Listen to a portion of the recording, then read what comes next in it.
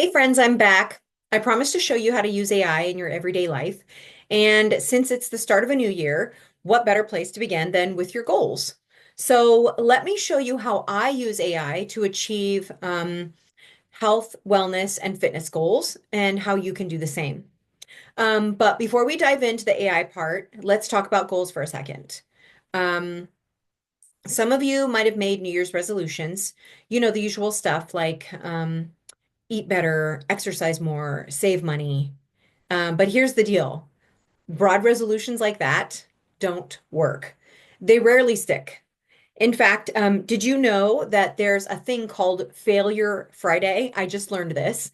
It's the second Friday in January, and it's the day most people have already quit their New Year's resolutions. Well, friend, that is not me, and I don't want it to be you either. So, that said, high achievers don't make resolutions, they set goals. So, let me break down the difference for you real quick. Goals are measurable and time bound, they come with a plan, and that plan gets reviewed and adjusted regularly. I mean, we aren't robots, so we can't just make a plan for the next 12 months and then expect nothing to change. That's just not how life works. So here's how we do it. Um, Instead of saying exercise more very broadly and leaving it at that, you build a plan. So let's say you hit the gym once a month now. This is your starting point. Once a month. I go to once a month, and it's really not often enough to see results. Then your goal could be maybe I'm going to hit the gym 3 times a week by like autumn, by fall. Okay. So here's your plan. Here could be a pretty simple plan.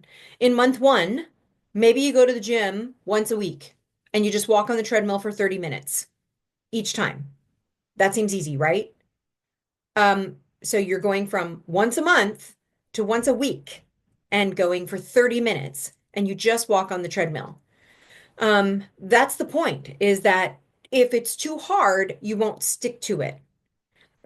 So then by month two, maybe you stay for an hour.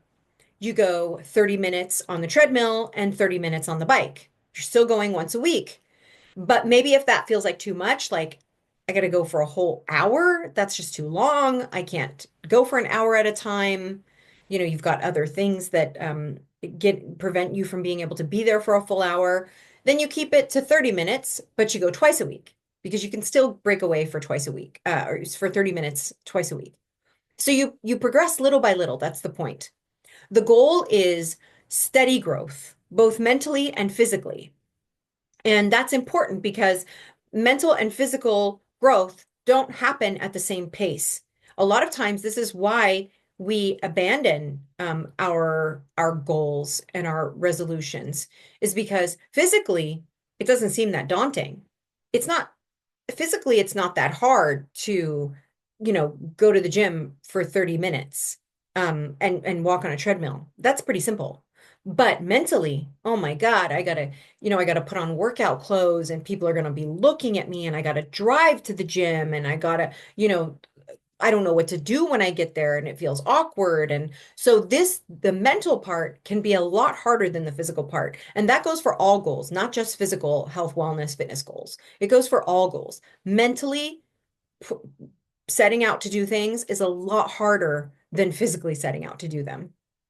Now, full transparency, I do have some background here. I was a personal trainer for almost 20 years. I played Division I collegiate rugby, and I kept playing rugby after college for many years until my mid 30s, almost late 30s. Um, but you don't need that experience to make this work. The secret is really somewhat simple. You need to turn your dreams into goals, not resolutions, and you back them up with a step-by-step plan. Remember, resolutions are just leaving it to chance. Okay, so let's get into it. I'm going to share my screen here really quickly, and I'm going to show you um, a couple of visuals, some visuals. We're going to do visuals now. I've been an athlete my whole life. In grade school and in high school, I played basketball, volleyball, softball. I swam. I was on my high school dance team. Then in college, like I mentioned, I played rugby. Meanwhile, after college, I continued to play rugby. I ran marathons and triathlons. That's what you're looking at here on the screen. I did Muay Thai kickboxing. I played tennis for a while. Then when rugby started taking a toll on my body, there's me about to score a try. She didn't get me in that photo, in that instance. When rugby started taking a toll on my body, as you can see here, I switched to soccer, and I've been playing soccer ever since. Though I have to admit, not as much these days. I still do hike a couple of times a week, and I'm at yoga almost every single day. Um, but for years, my health, wellness, and fitness goals were all about performance. It was about how many scores I could tries I could score, how hard I could hit a ruck, or how easy it was to make a tackle, even when an opponent was much bigger than me, like you see here. Then I moved to soccer, and it became about speed, how fast I could get to a loose ball, chase down a defender, or change directions. But now that I'm getting older, those performance metrics aren't what they used to be. And I caught myself focusing on things like the number on the scale or my clothing size instead. And while those numbers do matter, I know that judging myself by those numbers alone can feel like an uphill battle. So I decided I'm going to set a performance goal for this year and it's something that I can focus on that feels empowering. So for 2025, my health, wellness, fitness goal is to hold a 10-second handstand by my 49th birthday, which is in August. Now, notice that that goal is both measurable, 10 seconds, handstand, and time bound by my 49th birthday in August, which is exactly how a goal should be. Now, here's the thing. I have no idea how to train for a handstand. I was able to do handstands when I was younger, against the wall, but I never trained for it. I just did it. So now I'm using ChatGPT to help me with a training plan. And if you don't already have a ChatGPT account, head over to openai.com and sign up. It's free. It takes just a couple of minutes. And then once you're logged in, you will see a box. So this is what you log in, you'll see a box that says, what can I help you with? And this is where you type in your message right here. Okay. So let's look at the prompts I gave ChatGPT for my handstand plan and what it came up with for me. So I typed in, I want to be able to do a 10-second handstand hold in the next 8 months. Put together a workout plan for me, include activity-specific training, plus cross-training like calisthenics, weightlifting, and cardio. Because being a trainer, I knew I was going to need these type of things in order to be able to do a handstand. Um, and then this is what it gave me. It broke a full plan into 8 months. So it said phase 1 is your foundation. That's months 1 and 2. And the goal is to build core and upper body strength, improve wrist mobility, and to develop body awareness. So it tells me about handstand specific training, calisthenics and body weight training, cross training. It gave me some weightlifting with overhead presses and deadlifts. And then it gave me cardio training.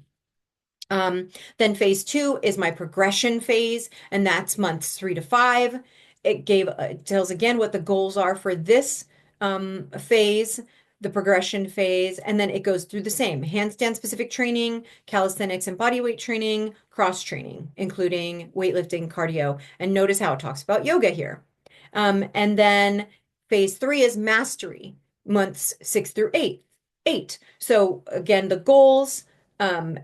It goes through the same exact categories of handstand specific training, calisthenics and body weight training, cross training. It gives me some additional tips about warming up, cooling down, nutrition and rest. So I prompted it again. I said, listen, I've been doing yoga 3 to 4 times a week for the past year. Incorporate that into the plan. So it said, great, happy to hear about your yoga practice. So it says, since you're already doing it, continue doing it 3 to 4 times a week. It's still got the same phases, foundation, progression, and mastery, phases 1, 2, and 3. Same thing, months 1 and 2, months 3 through 5, and then months 6 through 8. But you can see it tells me which poses to focus on, downward dog, dolphin pose, plank, and chaturanga. And then it tells me about the balancing poses as well, for warrior 3 and tree pose. And then it gives me, exactly the rest is pretty much the same. Handstand specific training, calisthenics, body weight training, cardio and flexibility. Okay. And then you'll see it go all the way through. It does the same thing. And it tells me for my additional notes, integrating yoga, resting, and practicing consistency. Daily practice, even just 5 to 10 minutes, will accelerate my progress of actual handstands. Okay, then I told it I usually go on long hikes for 2 hours, 1 to 2 times a week. Incorporate this into the plan because I noticed it was asking me to do swimming. Man, I'm not getting in the pool. It's just too cold. I'm too much of a baby now. And rowing, it's so boring. Shoot me now. I don't want to do rowing. So boring. So I asked it to give me hikes instead. So it remembers. So now I'm going to integrate, it says I'm integrating yoga and long hikes. So it gave me almost the exact same thing for yoga, handstand specific training, calisthenics and body weight training, and then it tells me, here's your hikes. That's your cardio. Okay? And it does it all the way through the three different phases in almost the exact same way, except that it's incorporated hikes. Gives me new additional notes, rest days, daily handstand practice, listening to my body.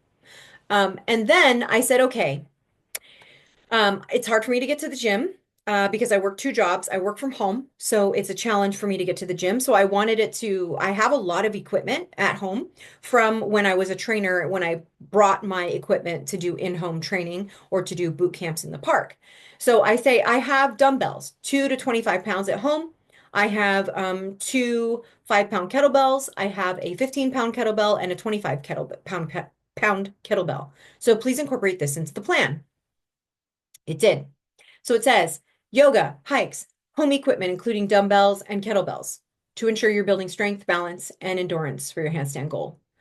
Exact same thing. Yoga, same. Handstand specific training, same. Now you'll see dumbbell kettlebell strength training. So it's given me 5 different exercises here. And then instead of calisthenics, it's calling it core focus. These 3 exercises for core focus. But they're essentially these are calisthenics exercises. It's just focused on the core, so that's what it's given me. And then it's still got the hikes there.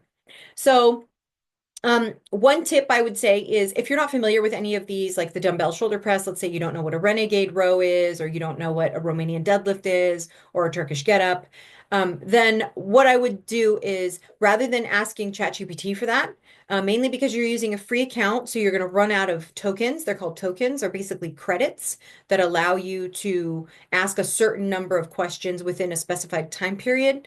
That has happened to me before because I use it a lot. I ask it a lot of questions. And so what my recommendation would be is to take that over to Google, or whatever search engine you like to use. A standard, typical old school search engine, I guess you could say now with ChatGPT, and other generative AI programs. And then you can type in what is a Romanian deadlift. And the nice thing about Google is that it's going to not only tell you what a Romanian deadlift is, but it'll pop up a bunch of images and videos that you can watch to learn how to do a Romanian deadlift. So that's one tip I would say is to not ask if you don't know what anything is in ChatGPT, go and ask that in Google. It'll be a little bit easier, a little bit faster. You'll still get, videos, images, things that'll help you learn a little bit better on these exercises. And then that's basically what it's done for me all the way through. And that is the end. So I'm gonna stop sharing here as soon as I can get my mouse. There it is. Sorry about that. Okay. So now it's your turn. Think about what your health, wellness, and fitness goal for 2025 will be. Make sure it's measurable and time bound, something that you can track and you can adjust throughout the year because life is going to come up and you're going to need to adjust. That's probably the only given. And then just remember to type a simple question, a simple prompt into ChatGPT and see what it comes back with. And then you can continue to ask it additional questions to refine its answers for you until you're satisfied with the final result and the plan that it created for you. I will say that I did try the strength training and the core focus training this last week. And I noticed that it took me about 35 minutes to get it done, which is perfect for me. 2 times a week, 30 to 35 minutes on the weights here at the house. That's exactly what I want to do. So I did test some of these, and it's smart. Being a trainer, I can look at this and say, this is a very good progressive plan. For someone trying to hit a particular fitness goal. So now I would love for you to share your goal in the comments if you're interested. Please let me know how I can support you. And let's crush 2025 together.